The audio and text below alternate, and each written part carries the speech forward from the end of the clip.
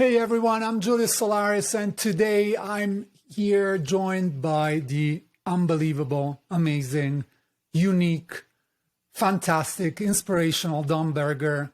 Welcome, Don. Thank you for being with me. You're welcome. You seem to not be able to just leave the video and media space, no matter what you do. I love it. No, I can't.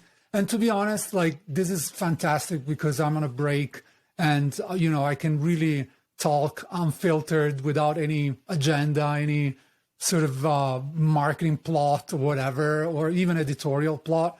I'm just talking to people that I love, and you're obviously at the top of the list. If you haven't been in the event industry in the past 15 years, maybe 10 years now, Don has been at the forefront of the event tech revolution. Before event tech was a thing that we are experiencing now with virtual events, when it was literally about creating probably one of the most difficult software categories that we can think about, because it's really requires a lot of human interaction. It's a very difficult trench of work that needs to happen to go out there and ship software for meeting in person. And Don was not only able to do that with the best diagramming software out there, Social Tables, but also was the protagonist of one of the most sensational exits to Cvent, where he then became part of the company and eventually left to become a philanthropist, go back to be an entrepreneur at large, investing in new, incredible, meaningful projects, must I say, not only, the cash cows, but really believing. And that's what I appreciate about what you've been doing next after the Social Tables and Cvent chapter of your life, still dedicated to people, to hospitality. So I'm a big fan. I'm a fan not only for what you've been doing after you left, even though you never did, the hospitality and events industry, but also I'm a fan because you have a vision about hospitality in general and events that I think it's important for everybody to know. So I'm going to ask you about what's next for you in a sec, but I want to get your opinion on two things. What is happening right now in the event industry? No question, this is the most important time for event technology, virtual events that we've ever seen. There's not been anything quite like it to what we're experiencing right now. And second, what does the future look like? You are my go-to person talking about the future of the event industry, because you have probably one of the most still grounded to earth, but revolutionary perspectives on the way that we do meetings. So I'm going to shut up now and hand it over to you. And we're going to start from the present. What are you seeing right now in the industry? What do you like? What you don't like? Sure. Well, first of all, thanks for having me. I've been watching your videos and I love them. They're bite-sized, they're interesting, they're engaging. So nice job on that. And if it wasn't for shit like this, I wouldn't be as relevant. So thank you for keeping me relevant from the comfort of my own home. Okay, I think, to answer the question of what's happening now, I think it's just the first time we have to actually think about in a hyper-local way. It's it depends where you are, right? If you're in Idaho, where I am, we're essentially living in the future. And if you are in, California, which is, for those who don't know U.S. geography, it's literally right next door to Idaho, is completely different. So it really depends on where you are, not just because of the people that live there and their attitude towards the virus, but also in terms of the politics of the virus. Some places that if they shut down again, they will face a complete meltdown of their citizenry. And other places are being pressured to follow CDC guidelines and so forth. So it really depends on where you are. But that being said, I think I'm going to start with some obvious things. Is that events are happening. Events are being booked in the future. All you have to do is look at some of the futures market of the industry, which is kind of like future RFPs. Occupancy is back to pre-pandemic times in hotels, albeit not so much thanks to group, but thanks to leisure travel. And, that's an overtaken business travel as well. And pretty much every event that I know has either gone virtual or has a virtual component, which is funny because organizations that didn't even know what virtual means or what hybrid means suddenly are in the thrust of it. These old institutions, these associations that our industry relies on so much, are forced to introduce technology in a way they've never done before. I remember when event apps were just introduced, and it was like, event apps, wow, we got an app. That was how they differentiated. Now it's not even a question because event app penetration wasn't really that high. I mean, we were lucky if we got 2/3 of attendees using event apps. We were lucky if some older meetings had event apps. But now everybody has to have a hybrid component. And people are realizing that actually starts having a hybrid event and thus having virtual attendees is actually their future attendees if they do things right. Because if I give you a really good experience, not just in person, but also online, then you're likely to come to the event next time it happens. So we might be in a situation where if there's a really good marketer out there listening and they do a bang up job on their hybrid event and the virtual attendees are having a blast. And by the way, this is a good excuse for raising your budgets, right? Then you can expect your attendance to double or triple over the next 2 or 3 years. So that's a really good reason to knock it out of the park when it comes to virtual. So I think it really, to summarize kind of what I said, what's happening now is depends where you are, depends on the politics, depends on the will of the people. Everything has a virtual component, which both Julius and I would tell you that doesn't mean shit unless it's actually a compelling virtual component. I like to say the virtual people have to add value to the live people, and the live people have to add value to the virtual people.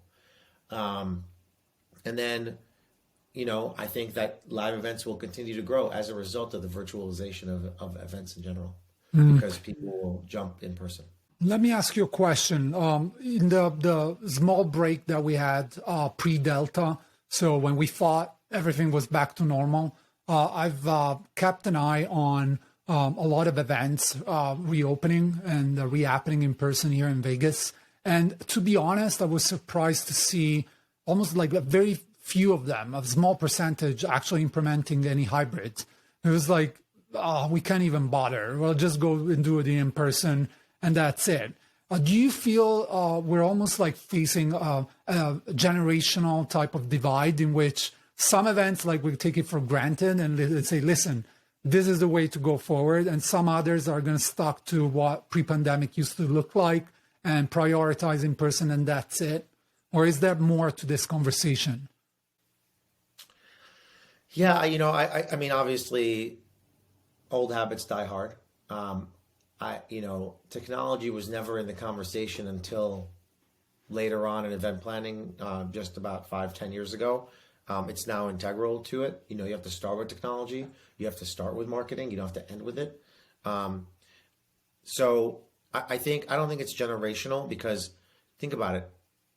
Anybody can make an event hybrid just by being there and going on Instagram Live or uploading a story to Facebook or Instagram or Snap. You are essentially sharing a piece of that event and making that piece virtual. You're not making it hybrid, but you're one person can be a multiplier. If I go and I live stream a portion of an event, maybe it's a speaker that I like, or maybe it's a song that I love, I'm including my audience in that. And that's where my friend Patrick McGinnis's word FOMO comes in, and that drives people to want to go back to live events, take bigger risks and go. So I don't think it's a generational thing. In fact, I think it's like most things, it's the newer and younger generations that pull the older generations into what needs to be done. I'd be curious to see. I would argue it's probably more categorical, where fundraisers realize, for example, galas realize they need to have a virtual component in order to raise money, raise awareness. I think that sports is another really good example. I'm not a sports guy, but now I don't know if you saw, but Verizon just announced that every single stadium in the U.S., with the exception of like 4, is going to have 5G coverage at full capacity. Wow. And that means that people are going to be able to share more of the sports, and that they're attending. So I think it's kind of a convergence of, fast internet. You just saw the new Apple announcement. It was all about the camera, right? I mean, what this camera can, what this camera can do is better than many professional cameras. So you take the telecom industry and 5G and broadband. You take the phone, and you wonder if there's a technology in the future that'll be able to piece together all the stories and all the Instagram lives and all that stuff, and essentially virtualize the event for you without you having to do anything. Anyway, my point is that it is generational, but just like the event apps, adoption is happening at a faster rate than the event apps. In the hotel industry, we said, look at the airlines to see where hotels are going to go. If you want to see where Event-Tech's going to go, look at the adoption of event apps. Event apps is the only category, with the exception of registration, that was universal to most events. Not all events. Probably needed 1,000 people for an event app or 500 people for an event app to be successful. But it is arguably the most penetrative technology for events. If you think about all events and what technology they use, the highest penetration is registration, right? Everybody needs that. I'd say second is website. Not all events need a website. Some do. Email marketing. Those are the kind of top three. And then it was probably event apps. But I would say between registration and those top three, and between event apps, you have virtualization. Totally. Closing, wrapping up on the present, I want to ask you, because you're, in my eyes, you're Event-Tech royalty. You're, one of those that, I can count on my hand, they really sort of embraced Event-Tech before it was even a thing. And so I want to ask you, what is your take on, the business of Event-Tech, meaning, all the movements that are happening, like these big companies stepping in, 1 billion in funding, some of them, which we've never seen before. But even the smaller players getting incredible rounds, the pre-pandemic were just unimaginable. So what is your take on what is happening right now? Is it a good thing? Is it a bad thing? Are we in a bubble? What is happening? Well, I mean, I think tech is in a prolonged multi-year bubble. The S&P just today dropped like 1.72% or something like that, which is pretty big considering how many technology companies are listed on there. But apart from us being in a bubble, a rising tide lifts all boats. So we've seen tech, social tables sold for reportedly roughly 6x ARR. That's what the media said. I can't verify if that's true. Of course. And so, I would imagine that today we would have probably gotten 10x, 12x if we stuck around. And by the way, for anybody listening, and even for myself and for you, I have no regrets over what I did, and I'm really happy with the outcome and what it meant for employees, what it meant for customers, what it meant for the industry. And interestingly enough, it was the right move given the growth of companies like Hopin that do have, multi-billion-dollar valuations, and they get to unicorn status, which is $1 billion or more in valuation in zero time. So we are seeing there is a bubble. So to kind of bring us down to earth and not speak so abstractly, there is a tech bubble, and that creates a valuation bubble. I mean, right now the joke on VC Twitter is like, that you can just drive valuations up by running a process, and then Tiger Global comes in and buys you for even more than that, or invests you at even higher valuation. So my point is, there is a bubble.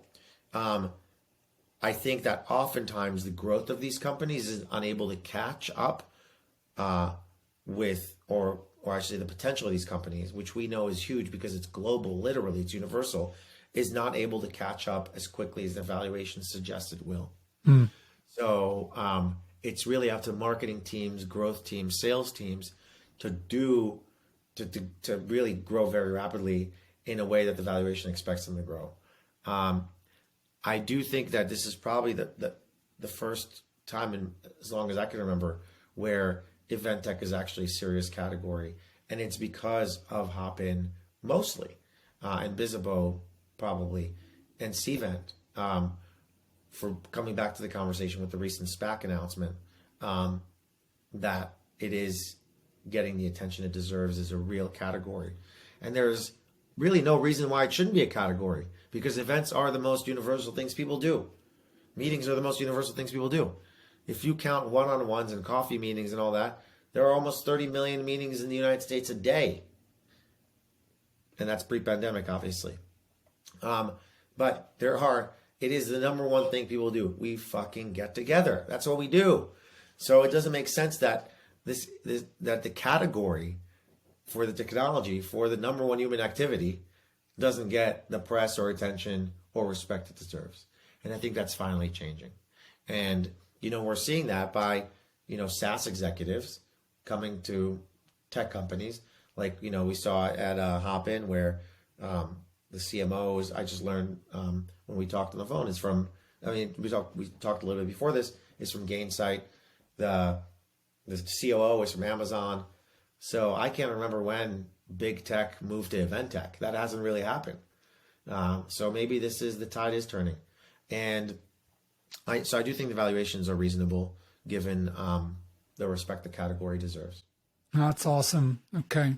Now probably to the most anticipated part of this chat. Not that what we just discussed wasn't as interesting, but your crystal ball is the one I trust the most, or the one I love to see the most, because it has the most creative yet down to earth thinking about the industry. So what do you see next year like? What do you see the next 5 years like? Yeah, so I want to say a year ago, maybe a little less, I wrote this piece about, when events will come back.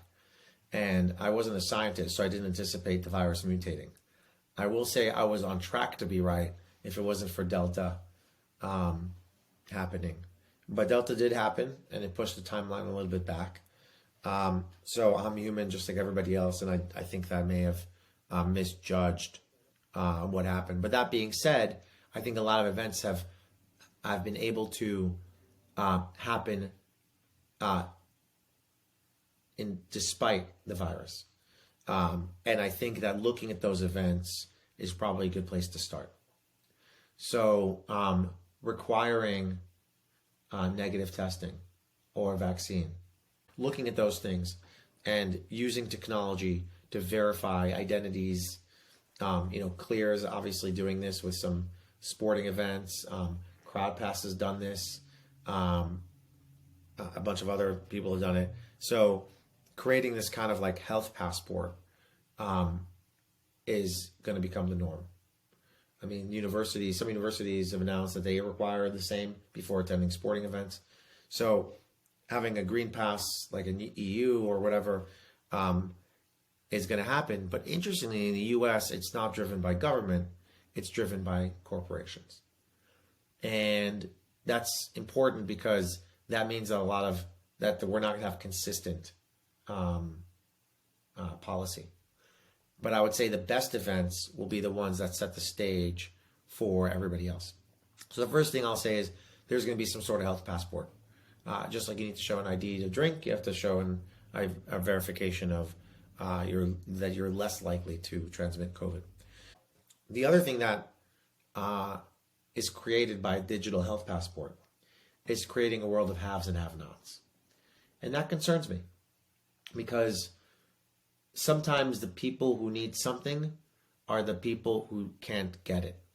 In other words, the people who need education in our industry are probably a bit older, have been doing it for the same time, and their opinions about COVID may be hardened, about privacy may not be as loose as Zoomers or millennials. So I'm concerned that a digital health passport will create an even greater gap between the haves and have-nots in terms of experiences, in terms of knowledge sharing, in terms of networking. So we have to just take that into consideration. And the beautiful thing about hybrid events is that a virtual component affords that kind of personal choice. So anyway, that's the first thing I think will happen in the near term. Moving on to the kind of longer term, virtual is the new normal with live being optional. So in other words, it kind of flipped, right? It used to be live and then virtual and hybrid, right? When you have both of them, you have hybrid. So it was kind of like a cherry on top to have a virtual experience that integrate. And it was even better. It was like a ice cream sundae to have a hybrid event because it wasn't just live stream. You actually were able to interact and all that stuff. So I would say now it's flipped. It's virtual first and live is the cherry on top. And that's really good for events because it allows for us to move towards faster prototyping of events. If we start virtual, we can really experiment. And with Facebook announcing their entry into the metaverse, being able to put on your virtual gear and then being in the metaverse and imagine interacting with people in the office or whatever, will open up a whole other can of worms, which I don't even get into. But that being said, we're going to be virtual first with live happening if we're lucky for that event, because that means that your event is going well, people are interested, and there's probably some mathematical formulas you can kind of come up with. When we get to 1,000 virtual attendees, we will move to live. When we get to whatever, we will invest in technology, in a certain technology. So it's very easy to put milestones on this stuff. And what I think will happen is because every marketer essentially has become an event planner as a result of going virtual or going hybrid, we're just going to have more events. I mean, and I've been saying this for a long time, even before COVID. The number of events is going to continue to multiply because the event economy is huge. It's where you drive the price, you drive the volume of deals. Face-to-face drives the price of deals. There's research that shows that negotiation over a meal face-to-face increases the deal size. So, I mean, Salesforce's data shows that customers that attend Dreamforce buy more stuff. So the point is that live drives commerce, and there'll just be more live, which means the GDP of countries, of economies will continue to grow. So those are kind of like the three things: short, medium, long term. Do you think size will be affected? Because one of the conversations now in this virtual first model, which, by the way, I completely embrace to a certain extent, at least for the next foreseeable future, where, we meet online as we do. We've met in person probably twice, I would say, over 10 years that we know each other, but we talk online all the time, right? So I think that could be applied to events as well, where we constantly meet online in some form, whether it's metaverse or a community, but then we meet in person. But size could be part of the conversation, meaning that those personal interaction, in-person interaction can be local and small rather than big and, centralized in big destination cities. Do you think there's a space still for like the large shows that we've seen canceled, like the NAB shows happening in Vegas that just got axed for the second time in a row because of lack of international travels, essentially, travelers? What's your take on that? Is there a space for those large exhibitions, trade shows, or are they doomed to kind of change? Well, I think the first thing we have to think about when we think about trade shows and conferences and exhibitions, they were a conference. They were not even an event. They were a mega event. They were meetings and meetings and meetings, right? I mean, it was basically a kind of like a catch-all of a ton of small events in one. You had the trade show, you had the networking events, you had the seminars, you had like all the private stuff, you had the award shows. It was just a bunch of events put together to happen in a mega event.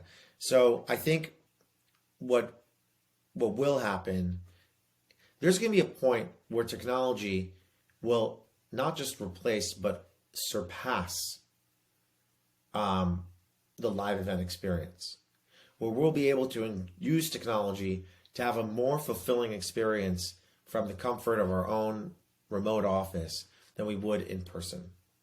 That's not going to happen overnight, but that will happen, where you can, instead of walk for 10 minutes from ballroom A to, ballroom D, you can just click a button and be there, and it'll be just as the same.